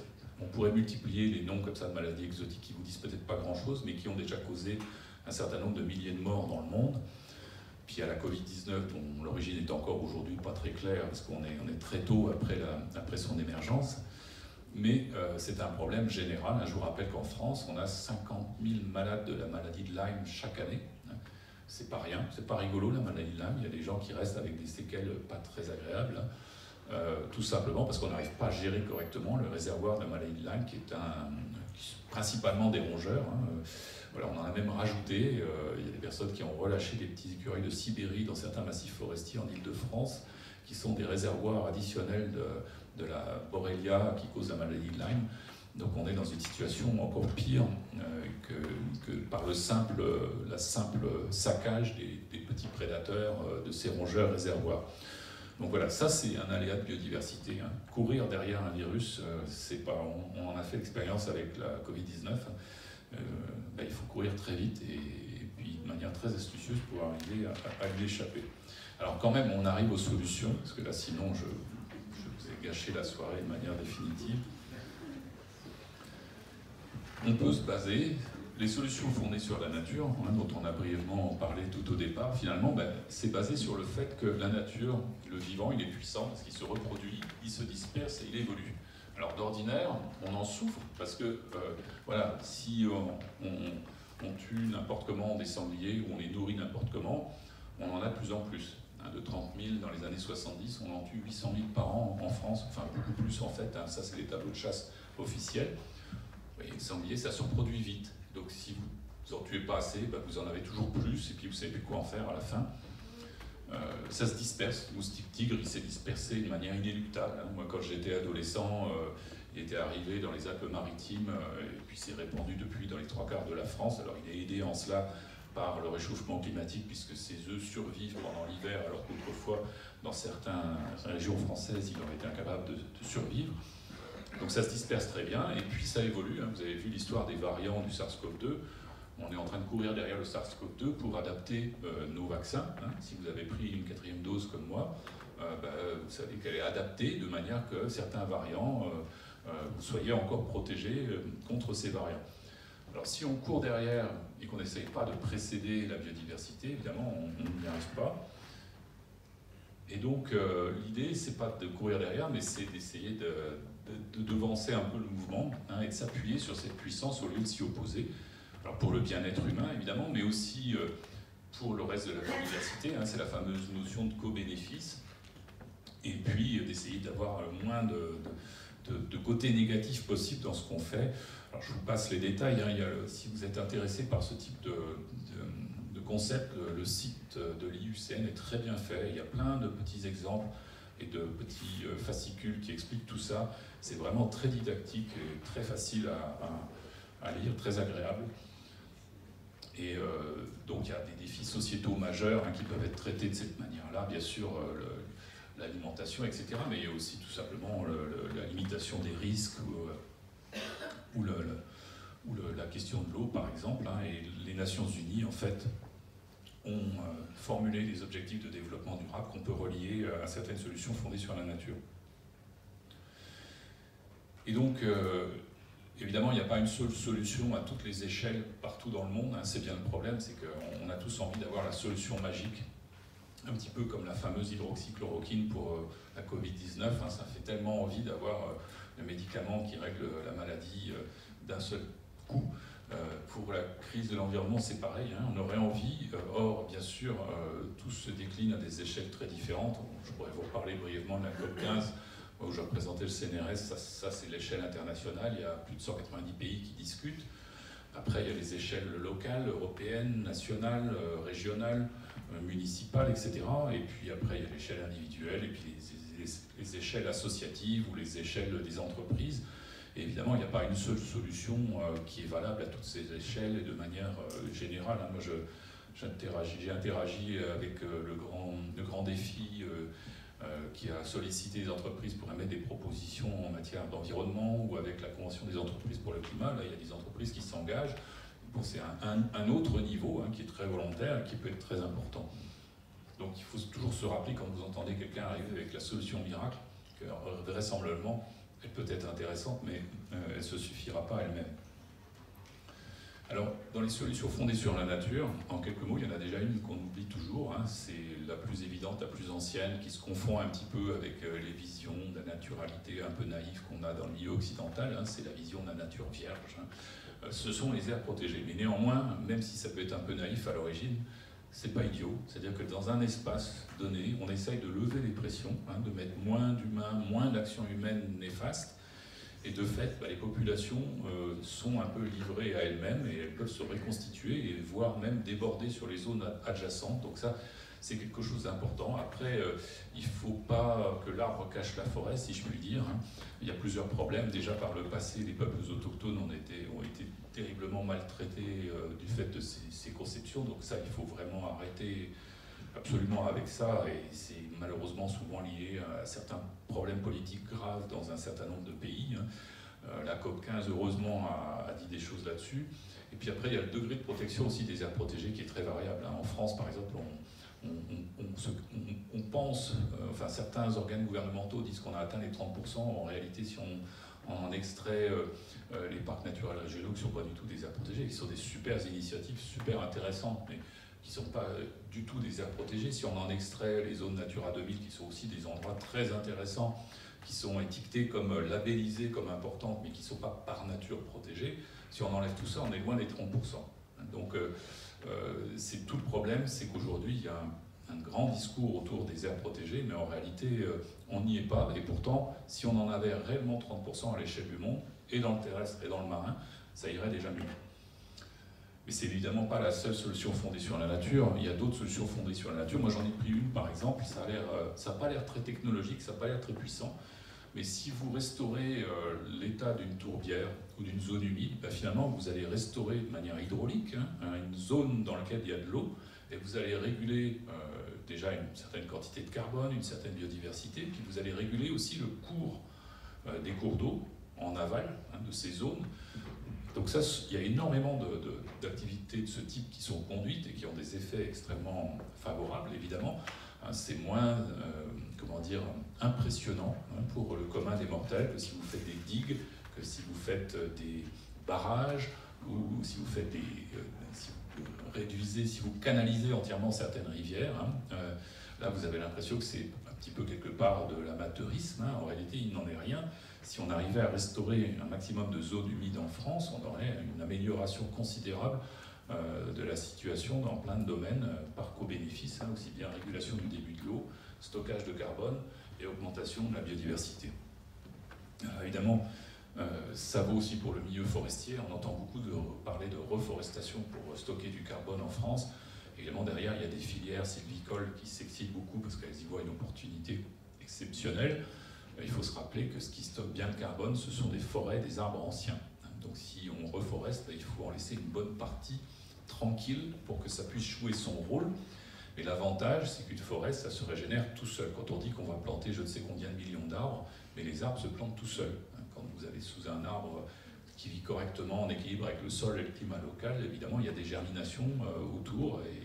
Et si vous lui fichez la paix, il y a une régénération naturelle. Alors le problème aujourd'hui, c'est que le climat change. Donc si on plante quelque chose de correct ou si on laisse quelque chose de correct se développer à un endroit donné au temps d'aujourd'hui, évidemment, dans 20 ans, il se trouvera dans une situation un peu différente. Et là, il y a un problème d'adaptation. On essaie d'atténuer, mais on va être obligé d'adapter. Ça, c'est un peu compliqué. Et puis, une dernière solution fondée sur la nature, pour qui vous est familière, c'est la solution agroécologique, évidemment. C'est-à-dire que si on arrive à restaurer une autonomie alimentaire locale, à diminuer les intrants, et puis, enfin, vous connaissez tous, voilà. Et ça, c'est vraiment absolument indispensable, et malheureusement, à présent, on n'est pas, par exemple, en France, on n'y va pas du tout. En France, on est à 60% d'autonomie alimentaire seulement, ce qui est quand même très faible. On n'a jamais été aussi faible.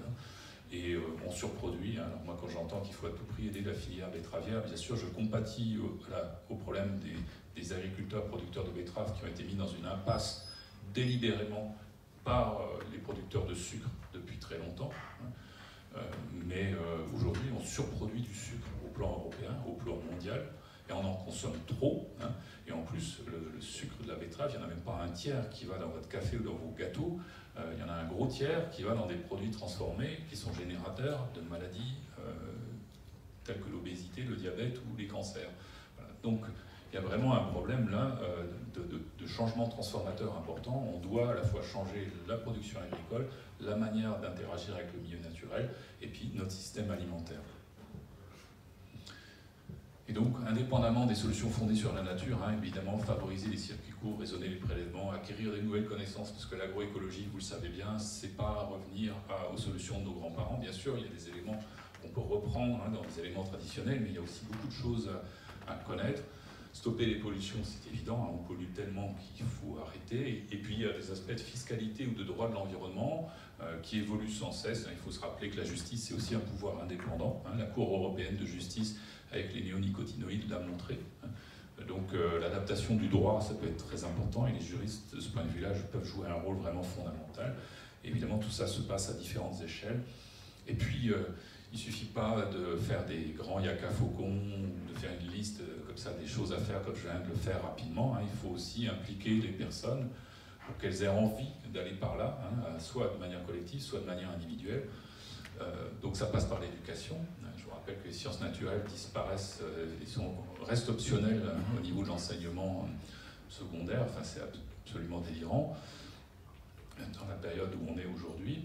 Moi, j'essaye de contribuer à des plans de formation des personnels de l'État actuellement, mais sur le climat, on avance grâce qu'à la fresque du climat. Mais par contre, sur la biodiversité, on est encore loin du compte. L'idée, c'est aussi de ne pas faire peur. Alors, vous me direz, pourquoi avez-vous dit tout ce que vous avez dit ce soir, Mais l'idée, c'est justement au niveau de la population globalement, de ne pas sans arrêt parler de choses affreuses. Parce que c'est vrai que très souvent, la réaction, c'est on se bouche les oreilles et on va voir autre chose, que c'est trop insupportable. Et les réactions de déni sont souvent des réactions liées à la peur ou à l'impression de perdre pied. Si on ne peut plus prendre sa voiture, on ne peut plus voyager en avion, on ne peut plus bénéficier finalement de tous les aspects qui nous ont fait rêver pendant des années, mais que va-t-on devenir, Et c'est un peu ça le problème du déni. Et donc il faut au contraire montrer que, même si la situation est complexe, qu'on a des solutions efficaces, associer l'émotion et la raison. Moi je suis un fan du film Don't Look Up. Vous avez peut-être vu pour certains d'entre vous, un gros film hollywoodien, classique, avec Leonardo DiCaprio. On peut se dire, bon, c'est pas vraiment une solution très écologique, mais ce film, en montrant l'absurdité du déni dans nos sociétés occidentales, il a probablement fait plus pour la cause de l'environnement que bien des militants ou des scientifiques, parce qu'il a réussi à faire rire ou à exaspérer et finalement à provoquer un peu le mouvement dans nos esprits. Donc c'est vraiment, je pense, très important de penser à ça. Le mouvement ne vient pas juste parce qu'on est raisonnable, le mouvement il vient parce que ça nous fait plaisir, ou parce qu'on a envie de bouger, parce qu'on pense que c'est indispensable, parce qu'on nous a émus. Voilà. Et puis enfin, il y a une notion qui est fondamentale, j'en parle à la fin pour qu'on y pense encore, c'est la notion d'équité. Aujourd'hui, vous ne pouvez pas demander à une personne qui a du mal à finir ses fins de mois d'améliorer son alimentation en achetant des produits bio hors de prix. Vous ne pouvez pas demander à des personnes qui ont à peine de quoi vivre de diminuer leur facture d'électricité en mettant leur appartement à 19 degrés. Ou vous ne pouvez pas demander aux pays du Sud qui ont des problèmes de budget, même s'ils sont mal gérés, peu importe, la question n'est pas là, d'aller contribuer aux 30% sans une aide significative de la part des pays richissimes comme le nôtre. Voilà, donc il y a une question d'équité sociale à toutes les échelles, aussi bien chez nous dans notre pays qu'au niveau du monde entier, qui est absolument fondamentale pour ces questions. Voilà. Et puis, si vous voulez plus d'informations, vous pourrez solliciter le pangolin dont je me suis emparé comme d'une icône, parce qu'on a appris qu'il héberge un ou deux coronavirus qui au final n'ont rien à voir avec le SARS-CoV-2 apparemment, mais on a appris à cette occasion qu'il était le mammifère le plus braconné dans le monde, et il en souffre encore aujourd'hui, puisque finalement après avoir été évoqué quelques mois comme une cause possible de la pandémie, aujourd'hui il est retourné dans son anonymat et on continue à détruire ces populations, enfin les populations de ces espèces africaines et asiatiques. Voilà, je vous remercie pour votre attention.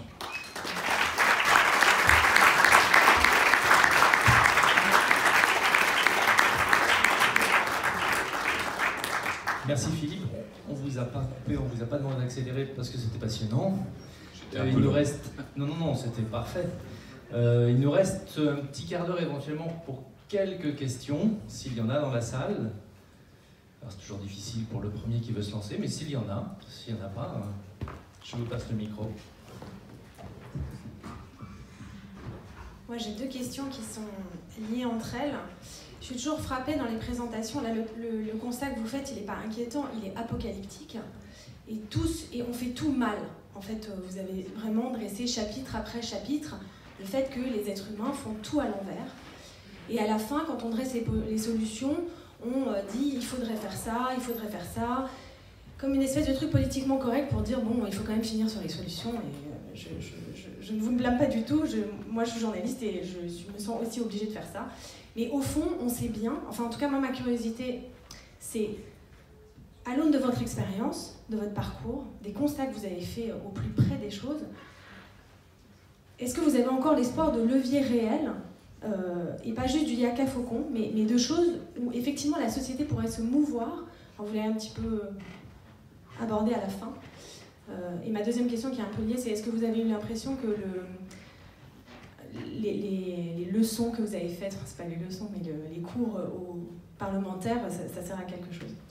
Alors effectivement, on pourrait être pessimiste en se disant on est tellement mal parti que voilà, il y a peu de chances d'arriver à changer la trajectoire. De toute façon, je pense qu'on n'a pas le choix, c'est-à-dire qu'on a intérêt à essayer de toutes les manières. Hein. Et puis en fait, on ne peut pas être comptable, comment dire, des efforts qui sont faits par un tel ou un tel. En fait, globalement, il faut que tout le monde s'y mette à toutes les échelles. Donc, de ce point de vue-là, on n'a pas le choix. Je dirais que la question n'est pas de savoir si on a des chances de succès ou pas.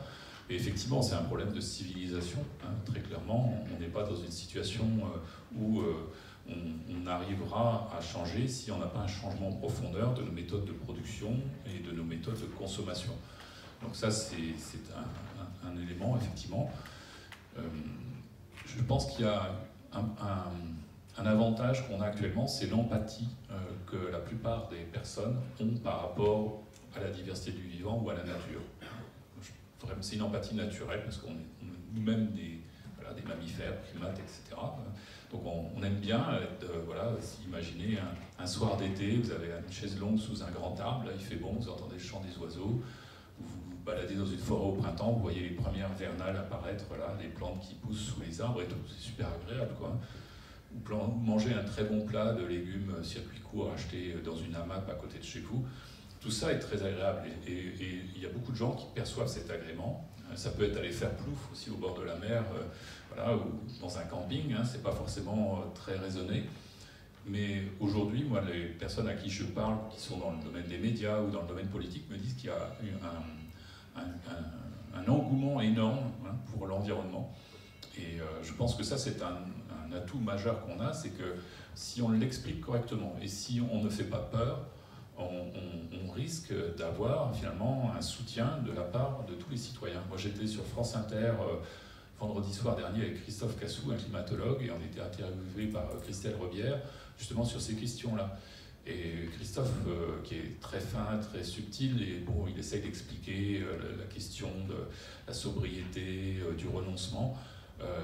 Et moi, ce sont des mots qui me font peur, parce que quand je parle de sobriété ou de renoncement, on a l'impression de tristesse et de contrainte, quoi.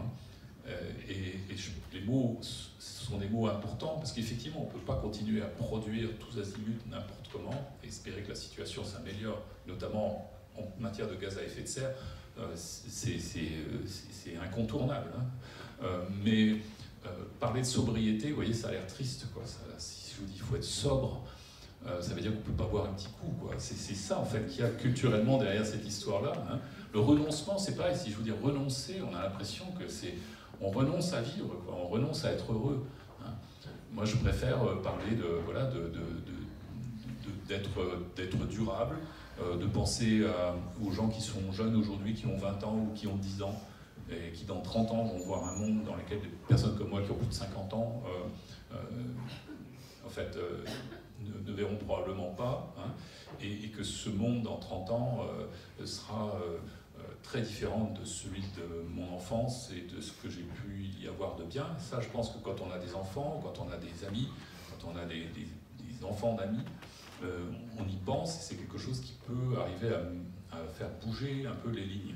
C'est arriver à raccourcir le temps par l'altruisme, arriver à penser qu'on va faire bouger les autres, à se bouger soi-même, parce que finalement on franchit la barrière de l'égoïsme, hein, et on pense que On pense aux autres et on ne pense pas simplement à son petit plaisir.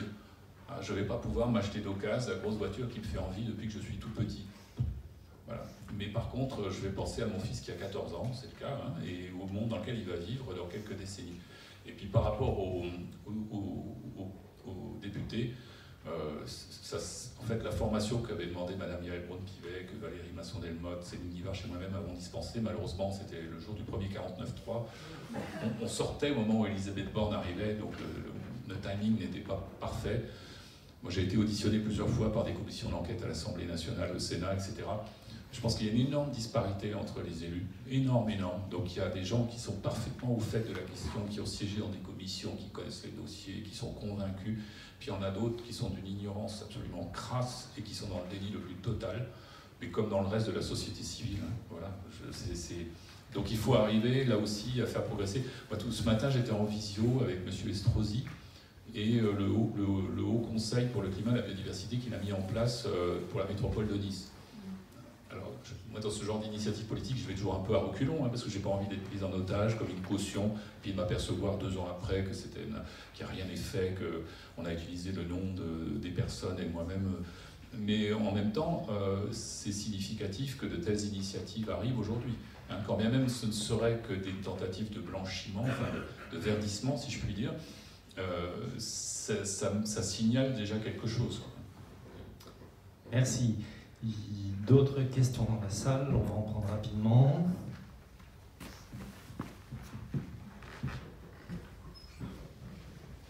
Merci pour votre présentation. J'aimerais savoir, est-ce que vous réussissez à porter ce message et à interagir, par exemple, avec AgroParisTech ou l'INRAE, puisque c'est quand même des acteurs importants. Donc nous, en tant que consommateurs ou citoyens, on peut essayer d'avoir une démarche plus consciente et essayer en tout cas d'agir à notre échelle, mais ça reste toujours quand même assez limité. Donc j'aimerais savoir comment ça se passe avec eux, parce que je sais qu'il y a certains étudiants qui sont maintenant des bifurqueurs, mais ils restent quand même avec une action assez restreinte, et il faut réussir à passer un cran au-dessus. Effectivement, c'est important d'arriver à investir des milieux professionnels dans lesquels sont des questions, d'ailleurs pas seulement dans le milieu de l'agriculture, mais également dans le milieu politique ou de l'ingénierie en général. Hein, voilà. Alors, je pense qu'il y a là où il y a un changement générationnel. Hein, vous avez mentionné les bifurqueurs, et même à l'INRAE, en fait, quand on voit certains collègues, il y en a qui sont conscients de ces problèmes-là depuis des années, et puis il y en a qui vraiment ont changé récemment et se sont rendus compte qu'il y a vraiment un tournant à prendre très rapidement, et c'est merveilleux. Hein, voilà, moi, le but, c'est pas de faire le constat de ceux qui ont dit des bêtises il y a 20 ans, c'est d'aujourd'hui d'arriver à faire quelque chose. Et puis, bien sûr, comme dans tous les milieux, il y a des personnes qui ont du mal à rompre avec les vieux paradigmes et qui ont du mal à quitter l'idée de l'agriculture productiviste. Donc, je pense qu'aujourd'hui, l'INRAE met beaucoup de moyens dans un certain nombre de trajectoires complètement différentes. Après, c'est vrai qu'ils sont structurellement plus liés, par exemple, sur la betterave, ils ont fait énormément d'efforts. Hein, le problème, c'est qu'effectivement, là, il faudrait changer plus que le mode de production de betterave. Il faudrait peut-être tout simplement ne pas produire autant de betteraves et ne pas consommer autant de sucre. Donc là, le changement, il est même, vous voyez, presque extérieur à l'INRAE, quelque part. Hein. C'est pas à l'INRAE d'aller à nous dire, ils peuvent effectivement participer à des expertises scientifiques collectives comme ils le font souvent, mais c'est pas à eux de nous dire qu'on doit changer le modèle alimentaire. Par contre, parce que quelque part leur but, c'est d'arriver à aider un système agricole à perdurer de manière correcte. Donc, il y a un succès relativement intéressant, parce qu'on sent qu'il y a un tournant à la fois sociétal et un tournant aussi générationnel, hein, parce que on le voit dans tout le milieu de la recherche. Hein. Moi, dans mon milieu, à moi, autour de moi, les gens qui travaillent sur la biodiversité dans des écosystèmes non anthropisés, peu anthropisés, pendant longtemps, on leur a répété qu'ils devaient trouver des ressources pour leur recherche dans le monde de l'industrie. Et ça a provoqué une réaction de rejet par rapport à l'utilité sociétale immédiate des recherches qui étaient menées. Ce qui est complètement stupide. Hein. Et aujourd'hui, je vois chez les jeunes scientifiques, au contraire, une envie de s'investir énormément dans des solutions qui puissent être appliquées immédiatement. Donc il y a vraiment un tournant qui se fait, dans les médias également, un tournant considérable. Alors, le malheur, c'est que la trajectoire est très mauvaise et puis que la société, c'est comme un énorme paquebot. Donc c'est pas parce qu'il y a plein de gens de bonne volonté qui ont tout compris et qui veulent changer que le paquebot va changer de trajectoire immédiatement. Mais on sent que ça change, oui, effectivement. D'autres questions? Moi j'en ai deux rapides, pardon. Je vous donne le micro. Je vais essayer de faire des réponses plus rapides. On a quand même boire ce petit pot. Oui. Bonjour, oui, j'avais une autre question par rapport au risque de tomber dans le solutionnisme technologique et toutes les utopies de géo-ingénierie, etc. Oui. À quel point on en est de ce côté-là? Effectivement, il y a la géo-ingénierie qui est délirante, avec voilà, par exemple les fameuses, la pseudo-expérience qui a été lancée même en Amérique avec des particules de soufre qui sont censées changer la capacité de réflexion de l'atmosphère, etc. On a exactement l'équivalent en termes de biodiversité, c'est-à-dire qu'à chaque fois, moi, dans certains cénacles, à chaque fois qu'on essaie de faire un bilan de ce type, on vous oppose le fait que grâce à la modification génétique, on va construire des plantes ou des animaux qui sont parfaitement compatibles avec une solution. Voilà. Et alors le problème en fait, c'est que par exemple la modification génétique, les OGM en langage courant, c'est devenu un repoussoir pour certaines personnes, mais à un point même presque irrationnel. Et puis pour d'autres, c'est encore le fer de lance. Moi je me rappelle d'un programme de recherche qui avait été largement financé au niveau européen pour construire des porcs OGM qui produiraient un lisier moins riche en certains métaux rares, qui sont particulièrement polluants. Bon, vous imaginez l'absurdité de la chose, et les moyens qui ont été dispensés pour faire ça. Et en fait, je pense que malheureusement, c'est la fascination qu'a la société pour la technologie, pour la pensée abstraite, pour la puissance que nous donne la technologie. C'est un peu comme produire une grosse voiture. Si on se laisse aller, on a une sensation de prolongement du corps humain qui est extraordinaire. Et avec la connaissance et avec les moyens technologiques, on a cette même sensation de puissance. Et si on ne se modère pas, évidemment, on l'emploie de manière irraisonnée. Donc effectivement, pour la biodiversité, je pense qu'on est toujours 10 à 20 ans derrière le climat. C'est-à-dire qu'aujourd'hui, voilà, il y a une très jolie étude sur le dénialisme qui vient d'être mise en ligne par un scientifique du CNRS qui s'intéresse aux réseaux sociaux.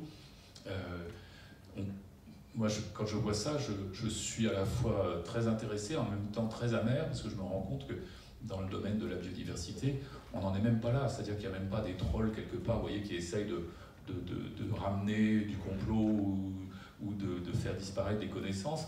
On en est encore à un point où certains éditorialistes, ou certains élus, ou certains même scientifiques, dans certains domaines, qui s'expriment dans des domaines dans lesquels ils ne sont pas compétents, se permettent de nier l'existence d'un déclin ou de promouvoir des solutions qui n'en sont absolument pas. Donc on est vraiment dans une situation qui manque beaucoup d'amélioration encore. Merci. Avant-dernière question. Merci pour cet bel optimisme déjà pour l'écologie.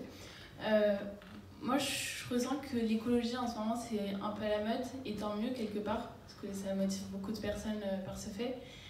Mais je pense que la question de l'économie prédomine toujours, et du coup, il faut vraiment trouver une solution, j'ai envie de dire, enfin, en tout cas un équilibre entre économie et écologie, et je voulais savoir comment vous voyez cette solution. Oui, c'est effectivement une question importante. Il y a beaucoup d'économistes qui se penchent là-dessus, parce qu'il y a beaucoup de théories économiques différentes. Et il y a effectivement... la difficulté, c'est que derrière les mots qu'on a au quotidien, comme production, ou économie, ou bénéfice, il y a 1000 réalités scientifiques différentes. Vous voyez. Donc on peut fort bien être sobre, produire quand même pas mal, et vivre très bien en gagnant bien sa vie. Donc on peut tout à fait, il y a des économistes qui montrent qu'il existe des systèmes économiques tout à fait compatibles avec notre vie quotidienne et qui permettent de diminuer énormément l'impact sur l'environnement sans qu'on devienne, comme l'a dit une certaine personne, des Amish, et qu'on vive qu'on s'éclaire à nouveau à la bougie, quoi. Donc il y a vraiment une possibilité de faire ça. Le problème, évidemment, c'est qu'un certain nombre de secteurs de production ne l'entendent pas de cette oreille, parce que pour faire ça, il faut quand même changer un certain nombre de modes de production. Et c'est là toute la difficulté, quoi. Donc il y a effectivement il y a un ouvrage, par exemple, qui est très intéressant là-dessus, écrit par un économiste qui s'appelle Harold Leverel, par exemple, qui vous détaille en fait des modes de pensée économique qui pourraient permettre d'aller vers cela directement.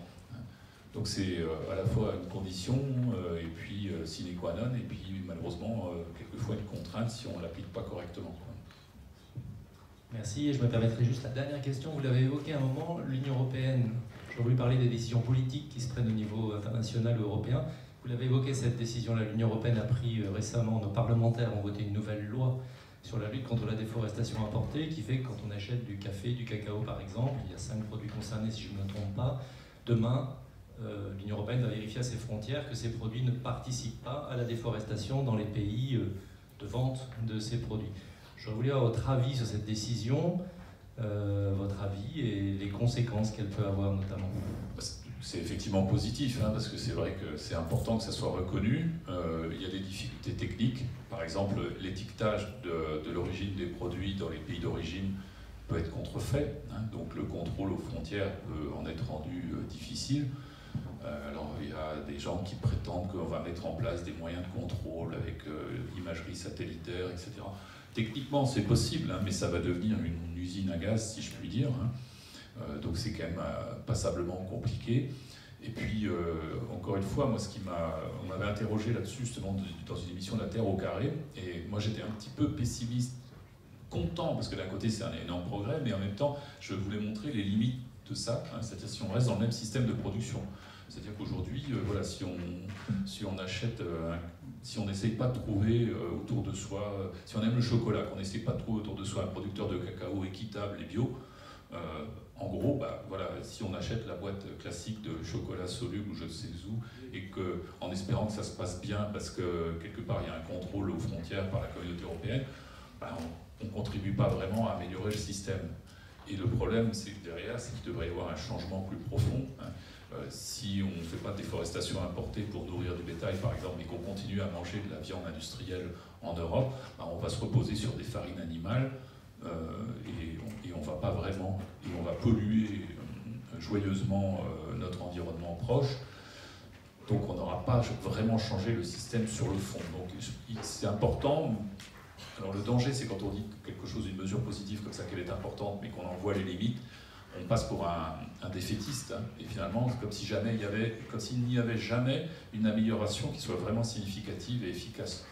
Mais en même temps, je pense que là, vraiment, ce vers quoi il faut pointer, c'est le système de production dans sa globalité et pas la modalité, même si c'est toujours bien d'améliorer la modalité, bien sûr. Hein. Bien, merci beaucoup pour cette dernière conclusion qui, quelque part, nous conforte, nous, et merci, malgré le chaos apocalyptique que vous nous avez présenté sur l'érosion de la biodiversité. Quelques solutions, en tout cas, nous renforcent, nous, association AVSF, dans les actions qu'on mène, hein, puisque travailler sur des systèmes de production plus durables, travailler sur de l'élevage non pas intensif industriel, mais paysan, c'est un peu ce sur quoi nous sommes engagés sur tous les continents. Donc merci vraiment beaucoup à vous, Philippe Grandcola, pour cette conférence passionnante.